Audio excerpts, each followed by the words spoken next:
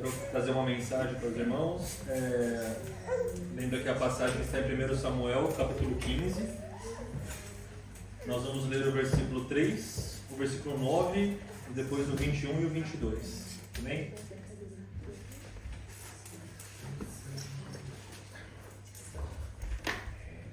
Isso assim, a tradução é um pouquinho diferente, mas está escrito assim, no versículo 3 está escrito: vai, pois, agora e fere a Amaleque e destrói totalmente a tudo que tiver, nada lhe poupes. Matarás homem, mulher, meninos, crianças de peito, bois e ovelhas, camelos e jumentos. No versículo 9 diz: e Saul e o povo pouparam a Agag, que era o rei de Amaleque, e o melhor das ovelhas e dos bois, os animais gordos e os cordeiros, o melhor que havia, e não os quiseram destruir totalmente. Porém, toda coisa vil e desprezível destruíram. E aí nós vamos para o versículo 21 e 22.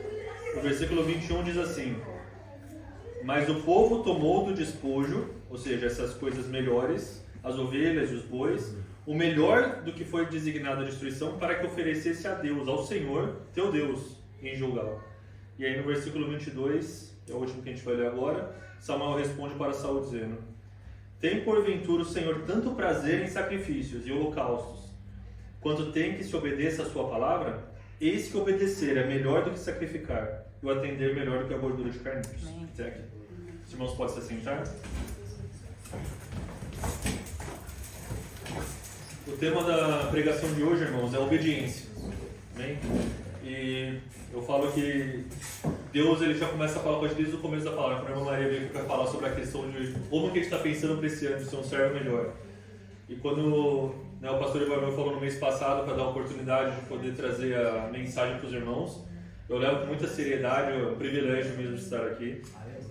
E o que a palavra de Deus falou é o seguinte: falar um pouquinho sobre obediência. Não é um tema muito, como posso dizer, animador de certa forma, porque a gente para pensar, fala sobre obediência, mas o que é obediência, né?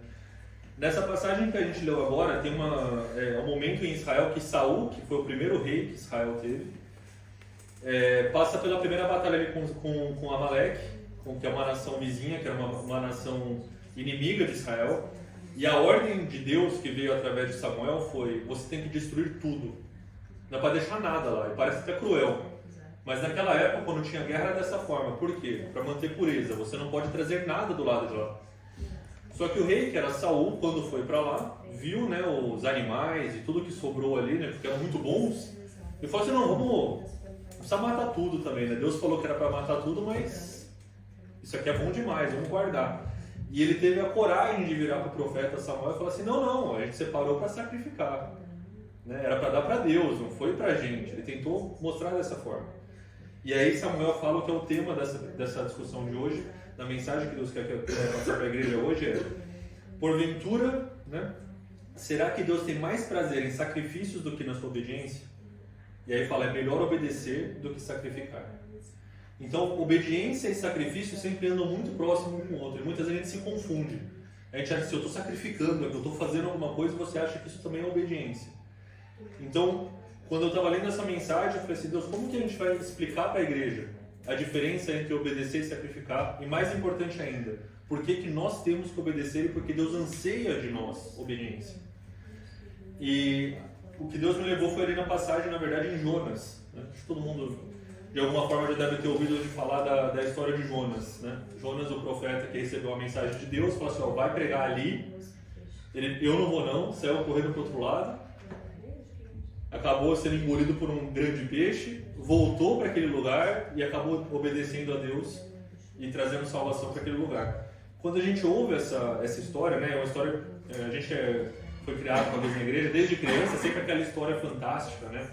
Ele não quis obedecer, ou seja, ele começou com desobediência, tentou fugir de Deus, mas no meio do caminho ele percebeu, aí ele voltou e obedeceu a Deus. E aí quando eu comecei a ler essa passagem em Jonas, que eu quero levar os irmãos aos pouquinhos, a gente vai... Jonas tem apenas 2 páginas, então a gente pode falar sobre ele durante essa pregação. Tem 3 estágios da nossa vida quando a gente fala de obediência. Primeiro é quando a gente não quer fazer e não faz, ou seja, aí é desobediência. Então assim, olha, vai lá e faz tal coisa, não quero e não faço. Então essa desobediência não tem nenhum segredo.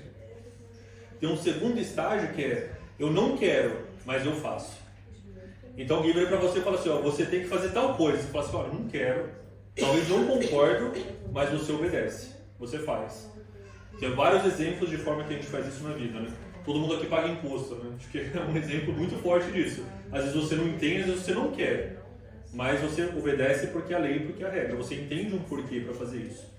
E aí tem um terceiro estágio, que seria o estágio onde nós temos que estar, que eu quero e eu obedeço. Ou seja, você está fazendo aquilo e obedecendo aquilo porque você entende e aquilo faz sentido, ou aquilo realmente você concorda no seu coração. Quando a gente passa pela vida de Jonas, a gente vê ele passando por esses 3 estágios. E eu acho que é uma mensagem muito importante para a gente na igreja.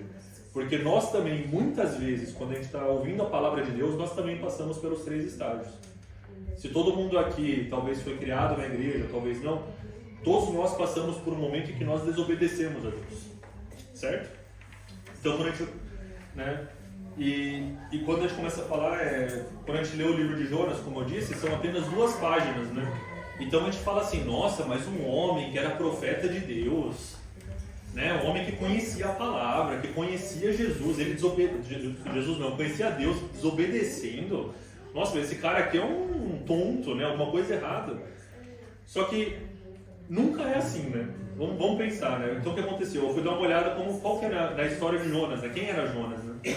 Então quando a gente vai lá em Jonas 1, no versículo 1 fala assim, né? Veio a palavra do Senhor a Jonas, filho de Amitai. Então Amitai, que era o pai dele, eles eram profetas de Israel, que era o reino norte daquela época. E a mensagem no versículo 2, né, Jonas 1, 2, fala assim, dispõe-te, vai à grande cidade de Nínive e clama contra ela, porque a sua maldade, a sua malícia subiu até a mim. Então você pensa, olha, eu sou um profeta, estou aqui em Israel, e Deus falou para eu ir numa cidade aqui no país vizinho para falar, olha, eles estão pecando muito, fala com eles. Parece uma coisa super simples, né? Mas é quando a gente começa a olhar onde era Nínive, né? Nínive era uma das maiores cidades, uma das capitais do reino da Síria, que era um dos maiores reinos da época. Durante a vida de Jonas, né, que era o rei Jeroboão de Israel, conta a história que por mais de 10 vezes a Síria tentou invadir Israel. A Síria tentou invadir Israel e dominar Israel. Ou seja, durante na vida de Amitai, o pai de Jonas, durante a vida de Jonas, ele constantemente via esse povo dessa cidade que vinha de Nínive tentando invadir aqui a nossa casa e tentar dominar o meu povo. Só que não era só isso. O povo assírio era um povo conhecido em toda a região pela sua tortura, pela sua maldade. Então, olha, você quer ver um exemplo? A gente vai lá em 2 Reis, capítulo 8, versículos 11 e 12. 2 Reis, capítulo 8, versículos 11 e 12.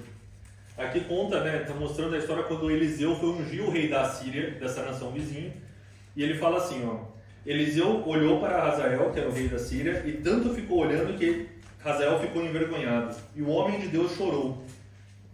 Então o rei da Síria, Hazael, perguntou, por que o meu senhor está chorando? Ele respondeu, porque eu sei o mal que você vai fazer aos filhos de Israel. Você vai pôr fogo nas nossas fortalezas, vai matar a espada os seus jovens, esmagar os seus pequeninos e rasgar o ventre das suas mulheres grávidas. Isso é uma coisa terrível.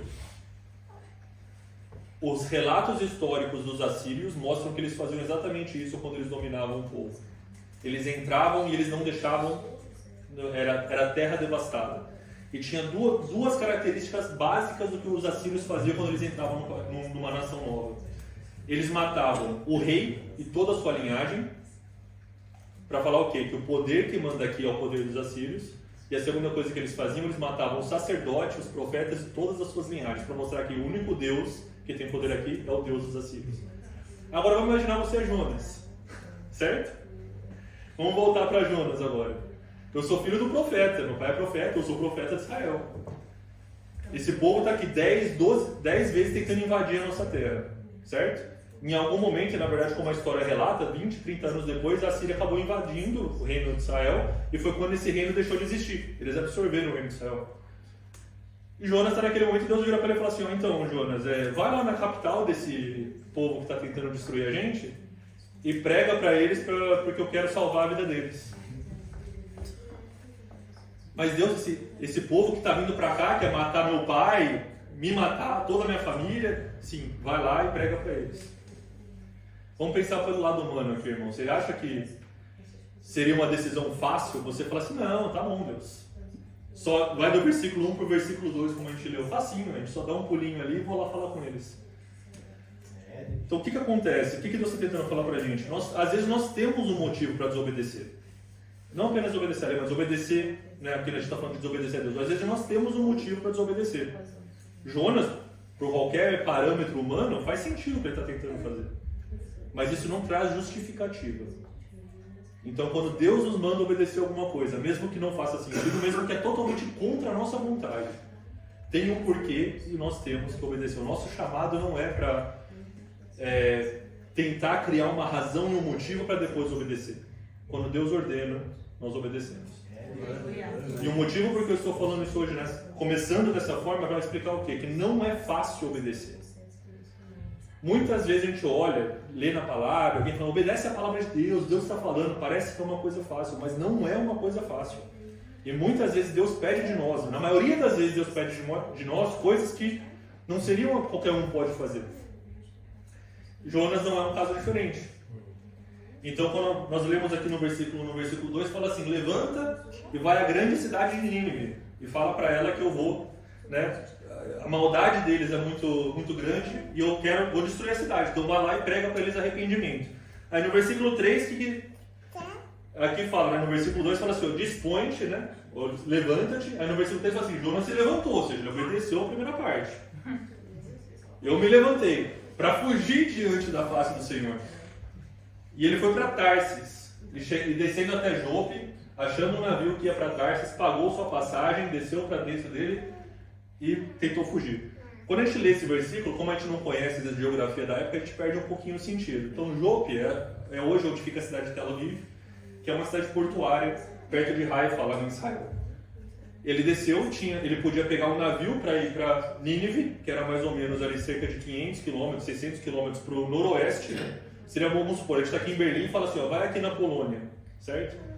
Aí ele foi lá, desceu no porto e falou assim, não, me dá um navio para Tarsis. Tarsis ficava 5.000 quilômetros para o outro lado. Então seria assim, ele desce aqui e fala assim, ó, Deus falou assim, ó, vai aqui na Varsóvia e você pega um navio para Califórnia, lá nos Estados Unidos. Então porque ele falou assim, eu não quero simplesmente desobedecer, eu quero sair o mais longe possível.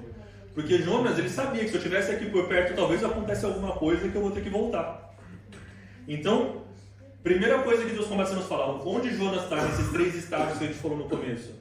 A gente falou dos 3 estágios no começo, né? Tipo, você não quer e não faz, você não quer e faz, ou você quer e faz. Então Jonas está, eu não quero e eu não faço.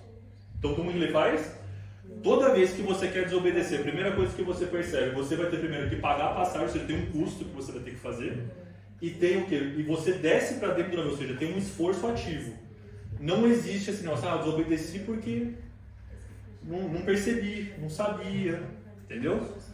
Quando a gente está na época que a gente está no mundo e tudo mais, é uma coisa diferente. Quando você já tem o conhecimento de Cristo e nós estamos aqui, nós não temos a capacidade de virar para Deus e falar assim, não, mas Deus sabe que eu até queria ir para Nínive, mas na hora que eu ouvi já estava indo para Tarsis. E parece bobagem quando a gente fala assim, mas muitas vezes quando nós conversamos com Deus, às vezes é esse argumento que a gente usa. Ah, Deus, mas eu queria fazer o certo, mas, sabe, eu falo que às vezes, quando você conversa às vezes com pessoas que passou por traição, adultério, eu não sei, eu não queria, mas de repente estava traindo. Meu amigo, ninguém desobedece, é um esforço ativo e tem um custo. Então a desobediência da nossa vida, muitas vezes, demanda isso. Então Jonas entra no navio, né? E aí como a gente conhece ali, depois vai no versículos 4 seguindo, né, no livro de Jonas, nos versículos 4 a 15, mostra o que acontece quando eles estão lá dentro, né? Jonas entra no navio, o que ele faz? Desce lá pro porão, dorme, que é uma beleza. Sono como não dormia há muito tempo. Coisa que a irmã Kátia falou durante agora, o coração é enganoso, ou seja, no coração de Jonas, tô lindão, tô beleza, vou dormir aqui, descansar, não teve um pingo de remorso, um pingo de culpa. Por quê? Ele fala assim, eu vou me sentir culpado que eu não estou salvando aquela nação de gente que quer matar a gente? Ele estava tranquilo, deitou lá no fundo do porão e dormiu um sono como se nada tivesse acontecendo. E o que estava acontecendo lá de fora? O mundo estava caindo. tempestade, a gente fala assim, no versículo 3 ele fez isso, aí no versículo 4 fala, o Senhor lançou sobre o mar um forte vento, uma grande tempestade, e no versículo 5, os marinheiros cheios de medo, clamavam cada um ao seu Deus, começaram a lançar a carga fora, para aliviar o peso, para dar algum jeito, o que está acontecendo, e não tinha solução. Então correram lá no porão e falaram o quê? O mundo acabando lá fora e o lindão aqui, ó, acorda aí, você também, ora para o seu Deus. E Jonas sabia, eu não posso orar para o meu Deus, né? Se eu orar para o meu Deus... Não, alguma coisa vai acontecer, ele sabia disso, entendeu? Então, uma coisa que o pastor falou aqui de manhã também, que às vezes a gente fala que é desobediência, mas assim, às vezes é sem vergonhice. Nesse ponto, Jonas sabia, ele sabia quem era Deus.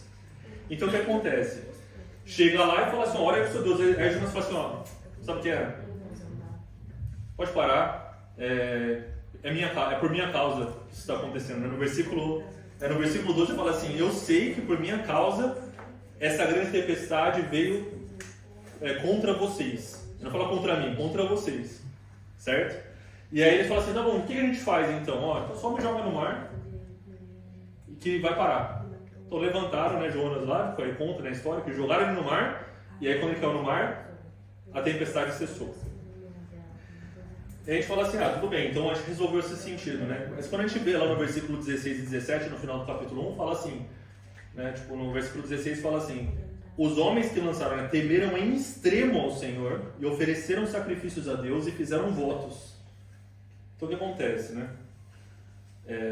Deus usando a desobediência de alguém que é o servo dele e depois mostrando o poder dele através da desobediência de Jonas, né? Mas o segundo ponto que a gente quer falar sobre desobediência, né, o primeiro ponto que a gente mencionou, é que tem um custo e há um esforço ativo, né, não tem como falar que não. O segundo é o quê? A sua desobediência não afeta só você. E esse é o ponto mais crucial, porque que a desobediência não é um caminho para o cristão.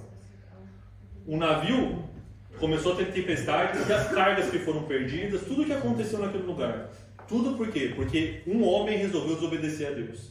Aqueles homens não tinham nada a ver com Jonas, não conheciam, não era nem da família, não era nem próximo, não era nem do mesmo povo, adoravam outros deuses. Mas mesmo assim, por causa da desobediência de alguém que era para obedecer a Deus, quase perderam suas vidas e perderam sua carga. Então o ponto que a gente quer mostrar para a nossa vida aqui, né?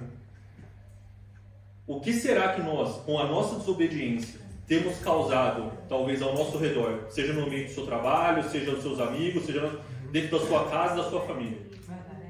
Esse é um ponto que Deus quer trazer ao nosso coração e eu peço ao Espírito Santo mesmo que nos revele, para nos mostrar onde a nossa desobediência tem feito isso.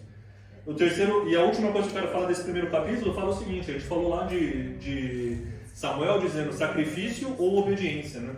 Jonas está mostrando claramente que ele está super disposto a se sacrificar. Ele falou assim, não, pode me jogar no mar. Ele sabia, pode me matar porque eu sou o culpado. Ele não tem nenhum problema em sacrificar a própria vida, até porque para ele é o seguinte, eu não tenho mais para onde voltar. Deus mandou ir para lá, eu não vou. Então, vou sair daqui e não tem problema. Ele não tinha problema de pegar, largar a vida e ir para 5.000 quilômetros para o outro lado. Ele estava disposto a sacrificar, mas ele não estava disposto a obedecer. Então, a gente também, de novo, tem que olhar para as nossas vidas e pensar, será que eu estou sacrificando? Estou fazendo esse esforço, estou fazendo tudo, né? Estou passando esse perrengue, né? Usando o nosso português. Mas eu não estou obedecendo a Deus? E aí você está tentando falar para Deus, olha o que eu fiz. Eu sacrifiquei, eu fiz isso, eu fui em tal lugar, eu abri mão disso. E Deus está falando assim, não, eu entendo, um ótimo sacrifício, mas você está obedecendo aquilo que eu falei para você fazer? Então Jonas, no primeiro capítulo, ele nos mostra o quê? Alguém que não quer fazer e não faz. E muitas vezes nós estamos nessa situação. Quando ele é jogado no mar, né, entra no ventre do peixe, a gente entra no capítulo 2. E no capítulo 2, quando ele está no momento ali mais tenebroso da sua jornada, né, porque, bom, o bicho já me engoliu aqui, agora é só questão de tempo até, né, me digerir e acabou. Mas ali dentro, né, naquele momento de aperto, né, literal, de certa forma, ele faz uma oração. E eu falo que, assim, muitas vezes a gente é que nem Jonas, né? Deus está falando, a gente está tudo mais, está fazendo tudo, mas na hora que aperta você fala assim, Deus, me desculpa ser um clichê, mas eu quero falar aqui com você. A oração dele, ele fala, na minha angústia eu clamei ao Senhor e ele me respondeu, do ventre do abismo eu gritei e tu ouviste a minha voz. Quando eu leio esse primeiro versículo da oração dele, eu falo que esse homem conhecia Deus. Ele conhecia Deus, ele não era profeta à toa. Ele não era profeta que nem muitas vezes a gente é crente. Que a gente vem para a igreja. Não, eu vou para a igreja. Mas não conhece nada, não lê a palavra. Muitas vezes a gente é assim. Ele era ensinado, ele sabia quem era Deus. Então ele fala isso, ele fala assim: você me lançou no profundo no coração dos mares, e a corrente das águas me cercou. Todas as ondas e as suas vagas passaram por cima de mim. E ele vai falando, né? E aí quando ele vai chegando ali no final da oração, né, nesse versículo, que ele fala no versículo 7 do capítulo 2, ele fala assim: quando dentro de mim desfalecia a minha alma, ou seja, quando eu estava quase morrendo, eu me lembrei do Senhor.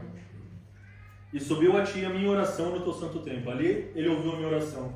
E aí ele fala, no versículo 9 ele fala assim: com voz de agradecimento eu te ofereci sacrifício, e o que votei pagarei. E aí ao Senhor pertence a salvação. Esse versículo 9 que fala assim: o que eu votei eu pagarei, mostra por quê? Porque os profetas eles faziam um voto de profeta, certo? Em Jeremias capítulo 1 versículo 7, né, lá está escrito mais ou menos o que é esse voto do profeta que ele fez, certo? E o voto do profeta no Jeremias capítulo 1 versículo 7 fala assim: porque a todos a quem eu enviar você irá, e tudo o que eu lhe ordenar você falará. Ou seja, se a gente fosse resumir, o voto do profeta é: onde eu mandei você ir, você vai, e o que eu mandei você falar, você fala. Deus virou para Jonas e falou: com você o papo foi tranquilo, vai para Nínive e fala para eles sobre arrependimento. Jonas não foi para onde ele tinha que ir e não falou, ou seja, ele quebrou o voto que ele tinha com Deus. Nesse momento, no capítulo 2 de Jonas, é o momento que ele decide: eu continuo não querendo, eu não quero falar com esse povo, mas eu vou obedecer o que Deus falou. E aí ele entra no segundo estágio da obediência. Eu não quero, mas eu faço. Quando ele fez esse voto, Deus falou assim: peixe, pode tirar ele que ele está pronto para fazer o trabalho dele. E aí conta que na verdade o peixe já largou ele lá perto de Nínive mesmo, né? Se você tentou pegar o navio para o outro lado, eu mandei um peixe para te trazer de volta, né? E a gente fala assim: nossa, que maravilha, né? A gente entrou ali no capítulo 3, né? Quando ele chega em Nínive, e a gente pensa assim: nossa, que beleza, né? Agora o homem de Deus vai fazer a vontade de Deus, né? Mas como que estava o coração de Jonas? Será que ele mudou? Será que passar por essa situação realmente fez assim: ah não, agora eu amo os assírios. Agora eu esqueci que eles tentaram matar, estão tentando invadir. Não esqueceu. E Deus conhece o coração de Jonas.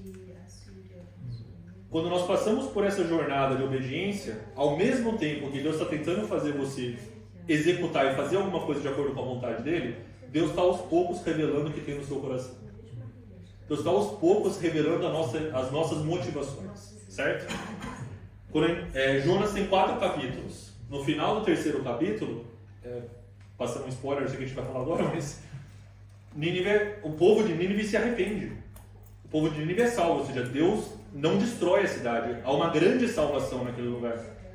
Então ali em tese, missão cumprida. Final do capítulo 3, eu sou profeta, eu fui onde eu tinha que ir, e eu falei o que eu tinha que falar, e Deus fez o que ele fez. Salvou. Ou seja, para todos os efeitos, eu obedeci a palavra de Deus. Só que ainda tem o coração de Jonas. Então quando a gente começa a ler ali, né, tipo, quando Jonas chega, eu quero ler no versículo 2 primeiro, Jonas capítulo 3, versículo 2, que fala assim: vai à grande cidade de Nínive e proclama contra ela a mensagem que eu te digo. Ou seja, ele repetiu o que ele falou lá no versículo 2 do primeiro capítulo. Só que aí ele fala: pela segunda vez veio a palavra de Deus. Então o que Deus falou para ele? Você pegou o navio, você afundou, você passou lá no peixe, fez esse negócio todo, a minha ordem, mudou nada. Vai para Nínive, prega para eles que eu prego arrependimento. E aí são alguns dos detalhes que a gente não percebe. A gente chega lá no versículo 3, Jonas 3, versículo 3, fala assim: levantou-se, pois, Jonas e foi a Nínive, segundo a palavra do Senhor. Ou seja, está deixando bem claro que não foi pela vontade dele, foi a palavra do Senhor. Nínive era uma cidade muito importante diante de Deus, e de 3 dias para percorrê-la. Ou seja, demorava 3 dias para você caminhando sem parar, ou seja, estou andando sem parar 3 dias seguidos. Agora vamos parar para pensar: se você é Jonas, você tem que pregar nessa cidade, que são 3 dias de caminhada. Se você está pregando, vai demorar mais ou menos que 3 dias. Você está parando, você está pregando, certo? Aí a gente vai para o versículo 4 e fala assim: começou Jonas a percorrer a cidade caminho de um dia. Um dia. Pregava e dizia: ainda 40 dias e Nínive será subvertida. Tem alguns estudiosos que falam que ele falou inclusive na língua dele, que é a língua que o povo não entendia. Ou seja, como que ele pregou em um dia o que demorava 3 dias para passar? Como que você acha que foi? Correndo. Ó, 40 dias, hein? 40 dias. E correu e passou a cidade inteira. Em um dia ele percorreu o que a cidade demoraria às vezes 3 dias. Quer dizer que ele percorreu a cidade inteira? Talvez não. Mas o que ele fala? A mensagem chegou na cidade inteira. Agora me fala a verdade. Você está vendo um pouco de boa vontade em Jonas nessa forma de pregar? Jonas parecia assim: nossa, eu estou super animado com essa mensagem. Não está. O que ele fez? Correu. Como disse, os estudiosos falam que ele passou correndo, só falando no aramaico dele, em vez de falar a língua que o pessoal entendia ali, que entendia mais ou menos. Só que acontece, né? No versículo 5 fala: os ninivitas creram em Deus e proclamaram o jejum, desde o maior até o menor, né? O rei de Nínive ficou tão triste com isso que até os animais fizeram jejum. Foi um arrependimento que nunca tinha se visto na época. E aí vai passando até quando a gente chega no final do capítulo 3, no versículo 10, fala assim, né? Viu Deus o que fizeram, como se converteram do seu mau caminho, e Deus se arrependeu do mal que tinha dito e não fez, ou seja, não os julgou, não destruiu a cidade. Então, vamos lá, como eu falei no começo. Versículo 10, missão cumprida, certo? Eu sou profeta, eu vim, fiz de qualquer jeito, aqui correndo, falando de qualquer jeito, mas porque Deus é Deus, houve salvação da cidade, missão cumprida. Então você pensa, bom, dá para acabar o livro aqui, né? Deus mandou, eu não queria e não fiz. Depois eu não queria, mais fiz. E aí Deus foi lá e obedeceu. Ou seja, o que Deus foi lá e cumpriu? Obediência não demanda concordância. E às vezes você obedecendo, mesmo sem vontade, Deus continua fazendo. Continua honrando e fazendo a parte dele. E aí o que eu acho mais interessante é quando a gente vai para o capítulo 4 de Jonas. Capítulo 4 de Jonas é quando nós passamos pelo processo que antes eu não queria e não fazia. Depois eu não queria e fiz. Agora Deus está falando assim: mas ó, Jonas, não é o suficiente. Eu preciso que você faça porque você quer. E Deus fala a mesma coisa pra gente. Eu sei que você está indo para a igreja. Eu sei que você está obedecendo, você está abandonando coisas erradas. Eu sei que você tem agido de uma forma positiva. Mas eu conheço o teu coração. E tem coisas aí que eu tenho que tratar. Então, vamos pensar de novo. Quando a gente começa no capítulo 4, eu acho assim, uma conversa que eu digo que é insólita entre o profeta e Deus. No capítulo 4 de Jonas começa assim: Deus se arrependeu, houve grande salvação, e começa assim: com isso, desgostou-se Jonas extremamente e ficou irado. Deus acabou de salvar uma nação inteira, que sim, era dos inimigos de Israel. E Jonas falou assim, e aí no versículo 2 ele fala assim: ah, Senhor, não foi isso que eu disse, estando ainda lá na minha terra? Eu tentei fugir para Tarsis porque eu sei que você é um Deus clemente e misericordioso, tardio em irar-se, grande em benignidade e te arrependes do mal. Ou seja, ele está listando as características de Deus, mas com raiva. Eu sei que você é bondoso, então eu sabia que se eu fosse naquele lugar, mesmo fazendo de qualquer jeito, você ia salvar esse povo. Eu não quero salvar esse povo. Eu quero que esse povo morra. Naquele momento, esse é o clamor de Deus para Jonas, de Jonas para Deus. E aí, o que Jonas fala no versículo 3? Eu te peço que tire a minha vida, porque é melhor morrer do que estar vivo. Eu não quero nem estar vivo mais disso. E aí, Deus faz 2 vezes essa pergunta para Jonas. Primeiro, no versículo 4, ele fala assim: é razoável essa sua ira? É razoável esse teu ressentimento? Pensa bem. Olha o que você está falando. E aí, Jonas nem pensa e já responde: é sim. Né? Fala assim, né? Tipo, no versículo 9 ele fala isso: tipo, é razoável a minha ira até a morte. Ele fala assim: sim, é sim. Eu reafirmo aqui que eu estar ressentido porque você salvou esse povo é justo. E o que Deus está tentando trabalhar no coração dele é falar o seguinte: eu quero que você entenda que não é. Eu sou um Deus que eu quero salvar a todos. Ou seja, isso é o que Deus tinha que mudar no coração de Jonas. O interessante é que o livro de Jonas termina sem a gente ver ele chegar no estágio em que o coração dele é transformado. E eu acho que é de propósito que Deus faz isso. Porque a forma como Deus vai transformar o nosso coração é diferente para cada um. Certo? Quando a gente olha aqui, né, Deus revelando o coração, né, depois que ele responde, ele fala que Jonas estava ali olhando para a cidade que tinha sido salva, estava muito calor. Diz que Deus, né, no versículo 6, Jonas 4, versículo 6, fala assim: então fez o Senhor Deus nascer uma planta, que subiu por cima de Jonas, para que fizesse sombra sobre a sua cabeça, a fim de livrar do seu desconforto. E Jonas se alegrou em extremo por causa daquela planta. Uma planta que veio e cobriu ali, deixou ele na sombrinha. No dia seguinte, fala que Deus, né, também, no dia seguinte, no começo do dia, enviou um verme que feriu a planta e ela se secou e morreu. Então, quando veio o sol de novo durante o dia, de novo, melhor é morrer do que estar vivo. Deus me mata logo. E Deus fala assim: é razoável essa sua ira?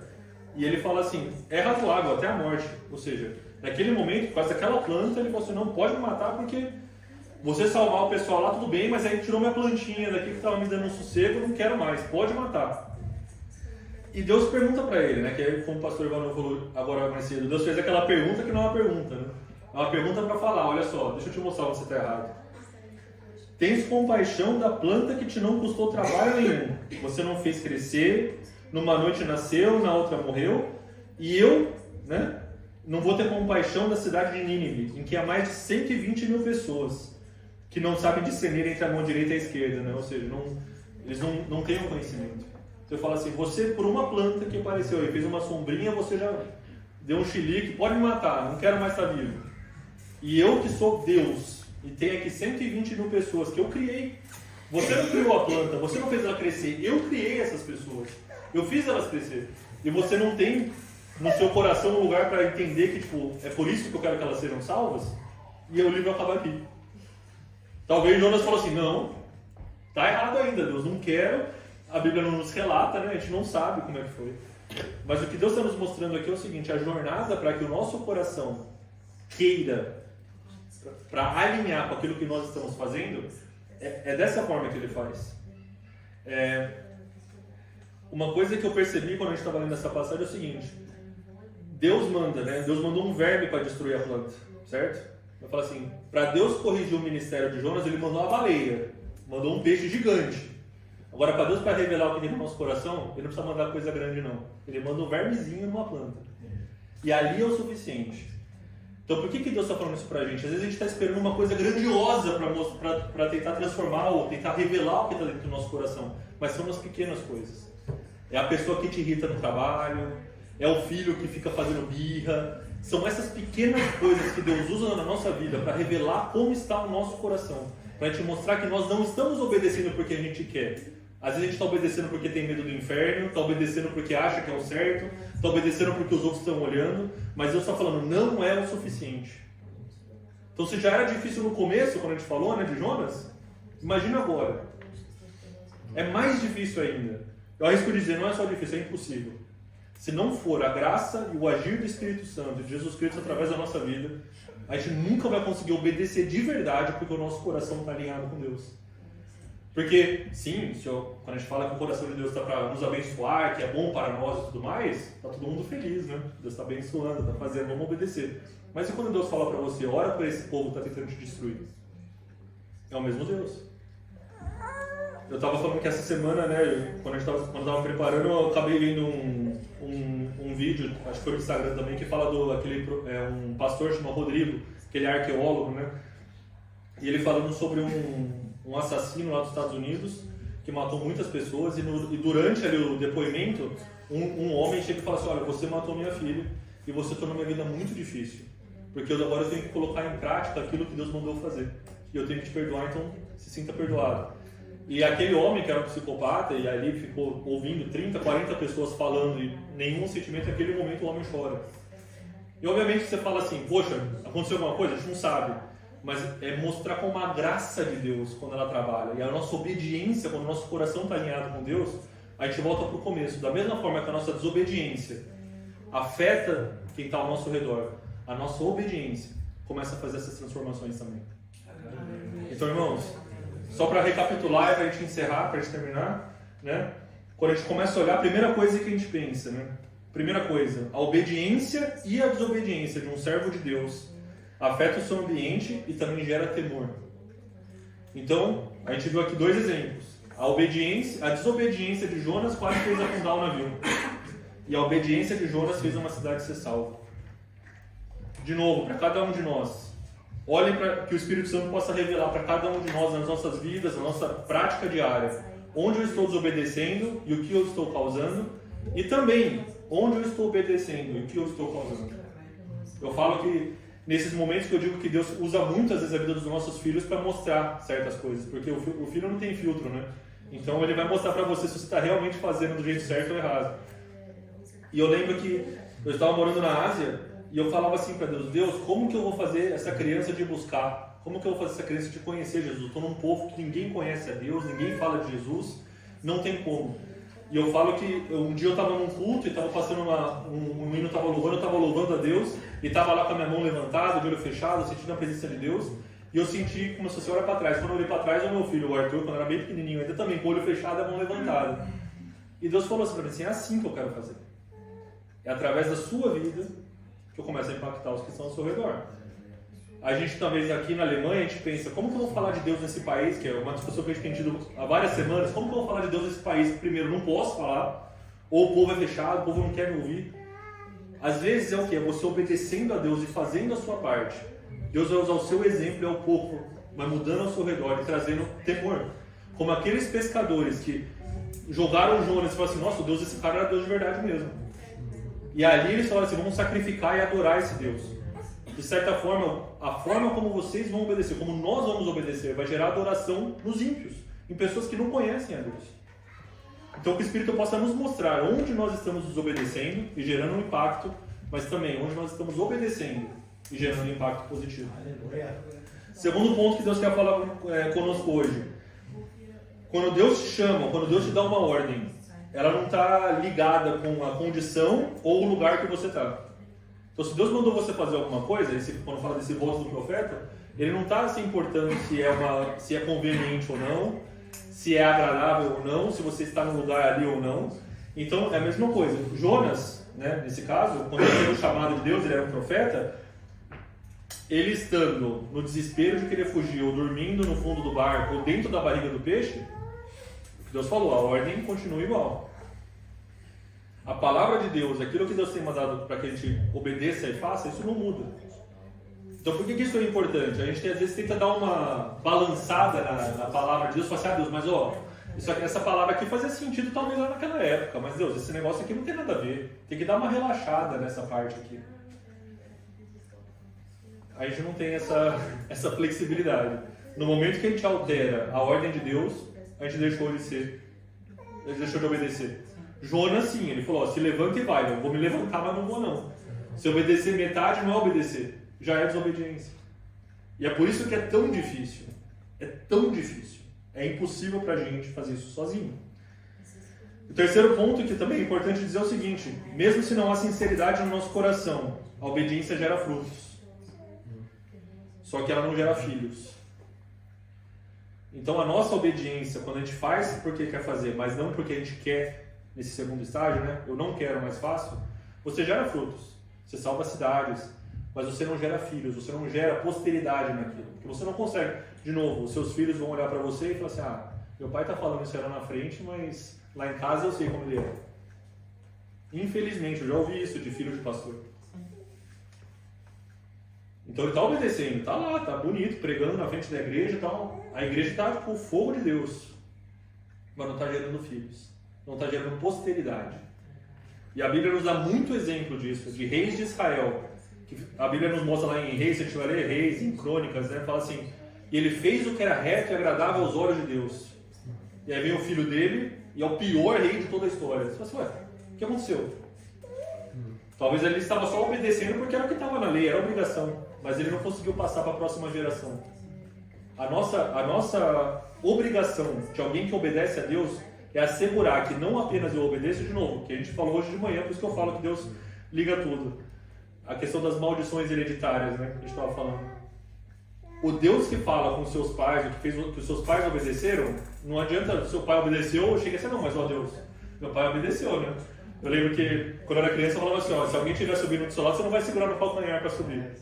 Né? Falava isso. Falava assim, Deus não tem netos, né? Ou seja, tem que ter um momento ali com você. Então, a obediência gera frutos.